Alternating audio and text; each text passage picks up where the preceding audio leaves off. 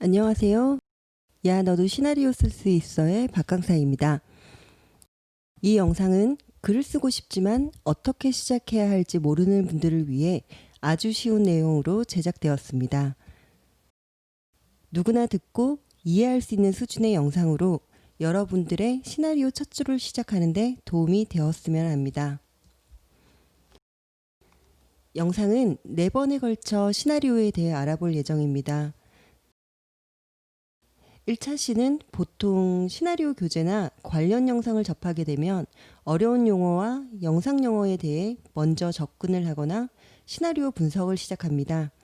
하지만 저희는 반대로 영상을 본 후 시나리오를 짐작해보는 거꾸로 시나리오 읽기 수업을 먼저 진행합니다. 2차 시는 시나리오가 나오기 전에 어떤 과정을 거쳐야 하는지에 대해서 알아보며 시나리오에 꼭 들어가야 할 필수 요소에 대해서 알아봅니다. 3차 시는 시나리오를 잘 쓰기 위해서 필요한 영상 언어에 대해 알아봅니다. 4차 시는 지금껏 배웠던 것들을 접목하여 어떻게 소재를 잡아 시나리오를 쓸 수 있는지에 대한 실전편으로 구성되어 있습니다.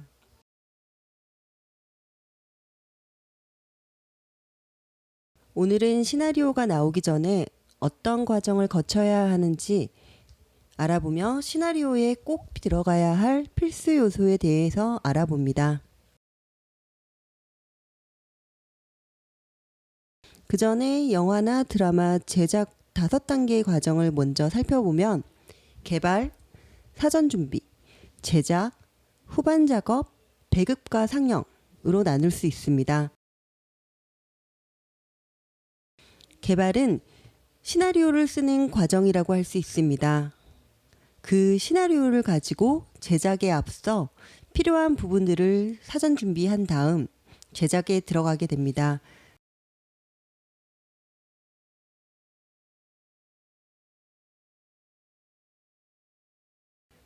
사전 준비에는 캐스팅, 콘티, 장소 헌팅, 미술, 조명 등 다양한 것들이 있겠죠. 제작은 현장에서 촬영을 진행하면서 시나리오를 시각화시키는 작업입니다. 후반 작업은 제작한 영상 편집을 통해 색감이나 사운드 등을 조절하는 작업이라고 생각하시면 됩니다.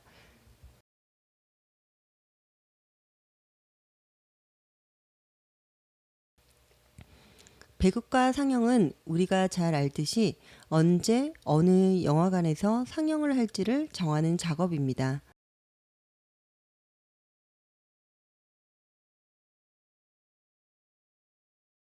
영화나 드라마 제작 단계에서 제일 먼저 나와 있는 게 바로 개발, 시나리오 쓰기입니다. 그만큼 시나리오가 중요하다는 거죠. 시나리오 없이는 영화가 제작에 들어갈 수 없습니다.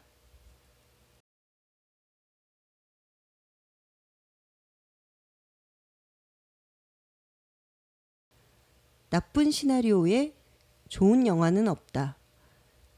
시나리오의 중요성에 대해서 알 수 있는 한 문장입니다.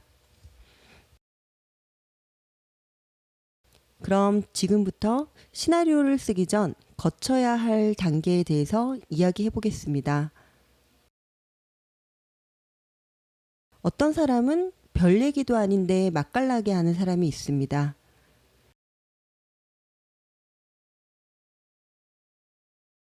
그리고 재밌는 얘기도 어떤 사람이 하면 별로 재미가 와닿지 않는 경우가 있습니다.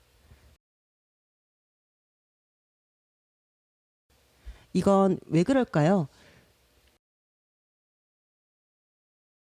이야기의 핵심, 즉 줄거리에 대한 설명하는 방법이 다르기 때문입니다.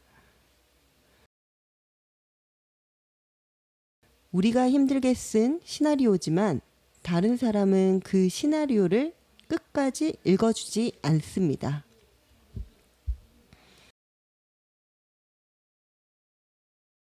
그래서 시나리오를 읽게 하기 위해서 먼저 줄거리, 즉 시놉시스를 먼저 작성하게 됩니다.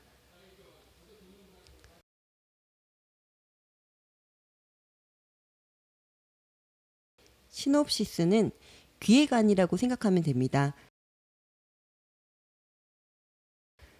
내가 어떤 상품을 팔기 위해서는 기획안을 매력적으로 써야 합니다.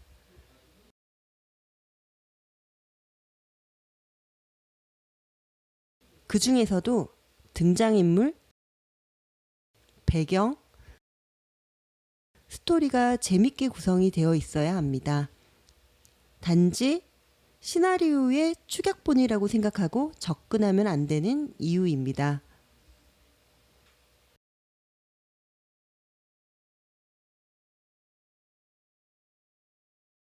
시놉시스는 첫인상입니다. 그럼 이렇게 중요한 시놉시스는 어떤 요소들을 담고 있어야 할까요?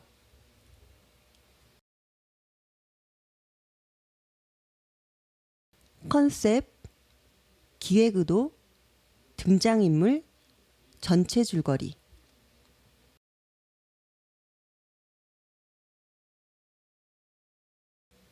컨셉은 내가 말하고자 하는 이야기에 대한 한 줄 요약이라고 생각하면 됩니다. 컨셉을 주절주절 쓰는 경우를 가끔 보게 되는데 그렇게 되면 시나리오가 아무리 재밌다고 하더라도 첫 단계에서 매력을 잃게 됩니다.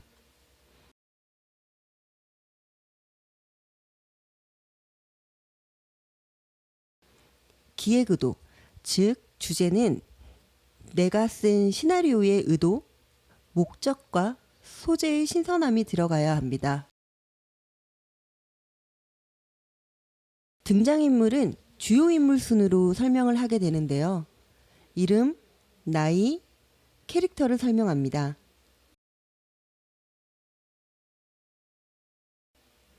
인물의 인생 전체를 서사할 순 없지만 작가는 내가 쓰고 있는 인물의 과거 정도는 알고 있어야 합니다. 그래야지만 캐릭터의 설명이 더 생생해질 것입니다.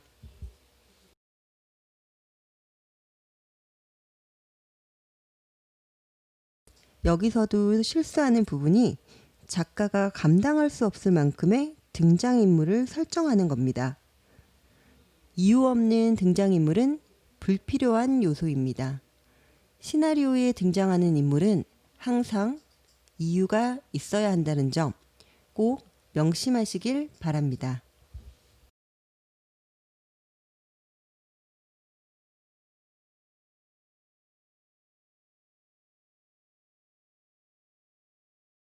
전체 줄거리는 최대한 간략하게 그리고 여지를 남겨둬야 합니다.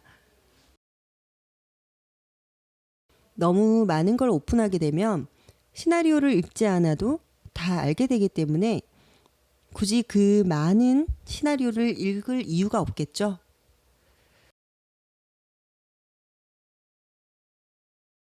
그러니 작가에게는 시나리오 한 글자 한 글자가 다 중요하겠지만 그럼에도 그 중에서 가장 중요한 포인트와 기획자의 호기심을 이끌어낼 수 있을 만큼만 쓰는 것이 좋습니다.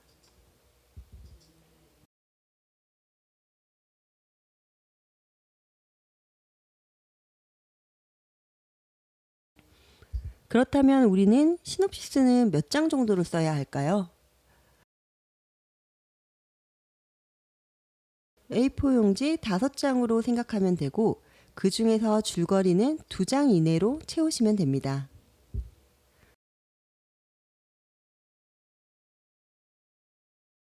그럼 기존 드라마의 컨셉과 기획 의도를 살펴보겠습니다.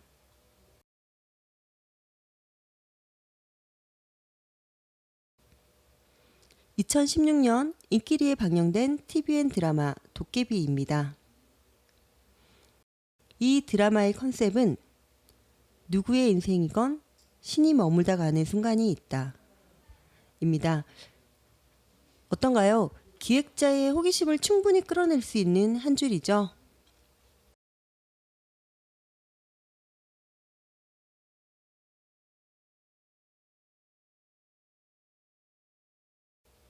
기획 의도를 살펴보면 당신이 세상에서 멀어지고 있을 때 누군가 세상 쪽으로 등을 떠밀어 주었다면 그건 신이 당신 곁에 머물다 가는 순간이다. 불멸의 삶을 끝내기 위해 인간 신부가 필요한 도깨비. 그와 기묘한 동거를 시작한 기억상실증 저승사자. 그런 그들 앞에 도깨비 신부라 주장하는 죽었어야 할 운명의 소녀가 나타나며 벌어지는 신비로운 낭만 설화.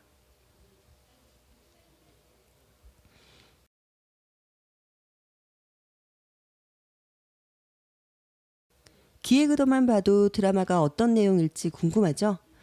그리고 이 드라마를 본 사람이라면 지금 우리가 보고 있는 도깨비의 기획의도가 얼마나 잘 쓰여져 있는지 알 수 있는 부분입니다.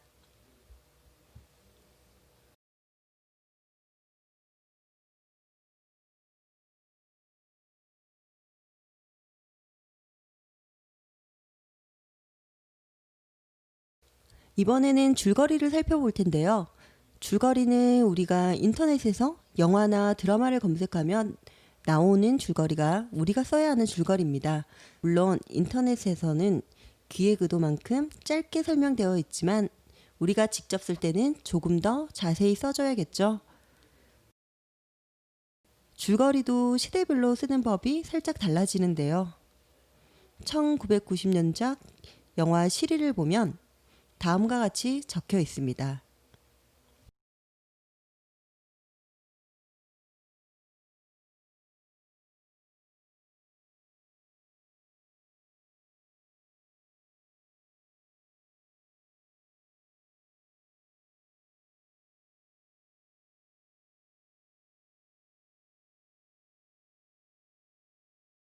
(2020년작) 영화 반도를 검색하면 줄거리가 조금은 짧아졌죠?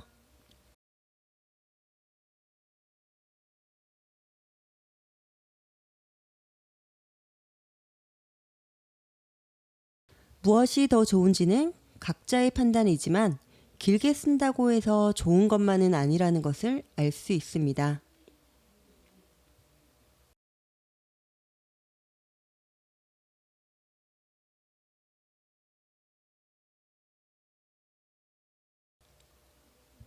다음으로는 트리트먼트에 대해서 알아보겠습니다. 트리트먼트는 장소에 따라 등장인물과 주요 사건들을 정리해 놓은 것입니다. 1번 장소에서 육하 원칙에 맞춰 장면을 설명하고 2번 장소에서 육하 원칙에 맞춰 장면을 설명합니다. 이렇게 하면 나중에 시나리오를 쓸 때 각 장소마다 대사만 넣게 되면 시나리오가 완성되는 것입니다.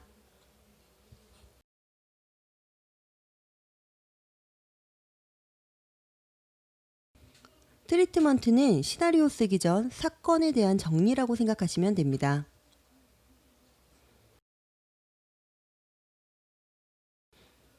트리트먼트는 A4 용지 총 20장 이내로 쓰시면 됩니다. 일하기 전에 준비가 잘 되어 있으면 일의 효율성이 높아지는 것처럼 트리트먼트를 구체적으로 써 놓는다면 나중에 시나리오를 쓸 때 큰 도움이 될 것입니다. 시놉시스와 트리트먼트를 다 썼다면 이제 시나리오를 써야 하는데요. 시나리오에 들어가는 4가지 구성 요소를 알아보겠습니다. 대사, 지문, 장면 표시, 해설.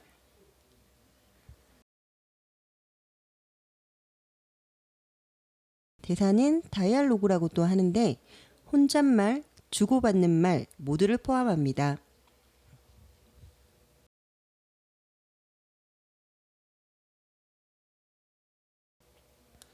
지문은 등장인물의 동작, 표정, 말투, 심리, 조명, 음향 효과, 배경음악, 카메라 위치 등을 표현해 줍니다.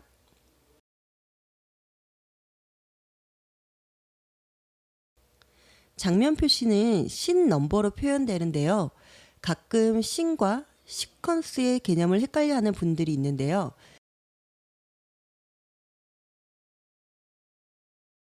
씬은 장소가 바뀔 때마다 번호가 매겨진다고 생각하면 됩니다. 시퀀스는 씬이 여러 개 모여서 이루어지는데요. 예를 들어 추격 장면을 찍는다면 장소를 옥상, 교실, 운동장, 화장실이라고 하면 씬이 몇 개가 될까요? 씬은 4개가 됩니다. 그렇다면 시퀀스는 몇 개일까요? 추격 시퀀스는 바로 1개입니다. 공통의 장면을 나타내는 씬들이 모여서 시퀀스를 이룬다고 생각하면 어렵지 않습니다.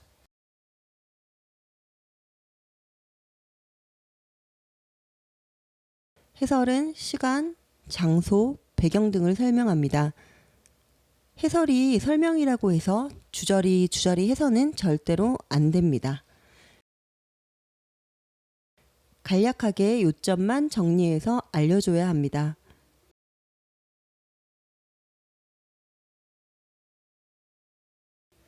보통 A4 용지 한 장을 약 2분 정도로 보고 본인이 쓰고자 하는 시간에 맞게 시나리오를 작성하게 됩니다. 오늘 배운 내용을 정리하자면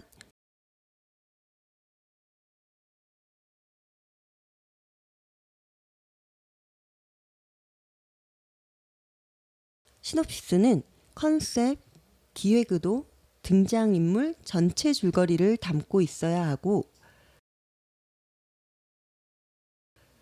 트리트먼트는 장소에 따라 등장인물과 주요 사건들을 정리해야 합니다.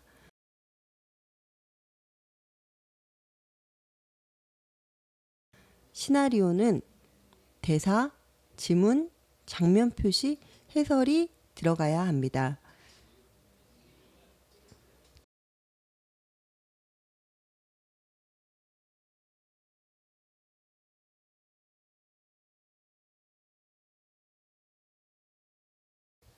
이번 영상은 여기까지입니다. 다음 영상은 시나리오를 쓰기 위해 알아야 할 영상 언어에 대해 알아보도록 하겠습니다.